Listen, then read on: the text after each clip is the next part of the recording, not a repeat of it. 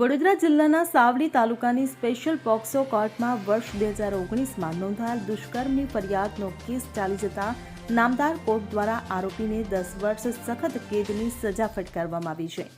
સાવલી તાલુકાના રૂપણકુઈ ગામના આરોપી વિરુદ્ધ સાવલી પોલીસ મથકે 23 જાન્યુઆરી 2019માં ગામની જ સગીરાને મંજુસર ગામે લઈ જઈ સગીરા સાથે બળજબરીથી દુષ્કર્મ ગુજાર્યાની ફરિયાદ સાવલીમાં નોંધાઈ હતી, જેનો કેસ સાવલી તાલુકાની સ્પેશિયલ પોક્સો કોર્ટમાં ચાલી જતા રૂપણકુઈ ગામના આરોપી અલ્પેશ હિંમતભાઈ ભોઈને સ્પેશિયલ પોક્સો કોર્ટના જજ જે.એ. ઠક્કર સાહેબ દ્વારા સરકારી વકીલ સી.જી. પટેલની રજૂઆત સાંભળી આરોપીને તકસીરવાર ઠેરવી 10 વર્ષ સખત કેદ અને ₹50,000નો દંડની સજાનો હુકમ કરાયો છે અને વિક્ટિમ કોમ્પોઝિશન એક્ટ હેઠળ પીડિતાને ₹4 લાખની સહાય કરવા લીગલ સર્વિસ ઓથોરિટીને ભલામણ કરાઈ છે.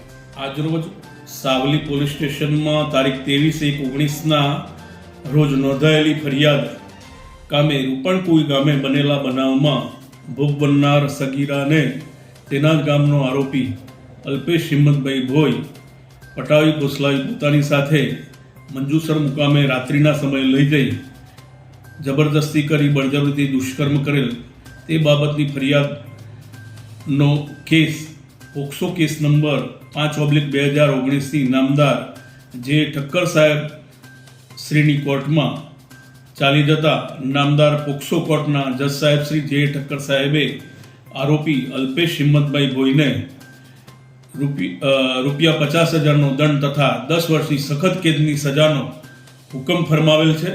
તેમજ આરોપી જો દંડ ન ભરે તો 1 વર્ષની વધુ સજાનો પણ હુકમ કરેલ છે.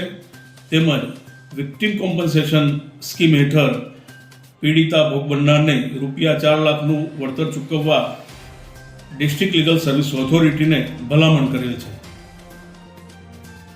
ઇકબાલ લુહાર સાથે CN24 ન્યૂઝ સાવલી. હવે જુઓ દેશ દુનિયાની તમામ ખબરો તમારી આંગળીના ટેરવે. ઉઠાવો મોબાઈલ અને Google Play Store પરથી ડાઉનલોડ કરો અમારી CN24 ન્યૂઝ મોબાઈલ એપ.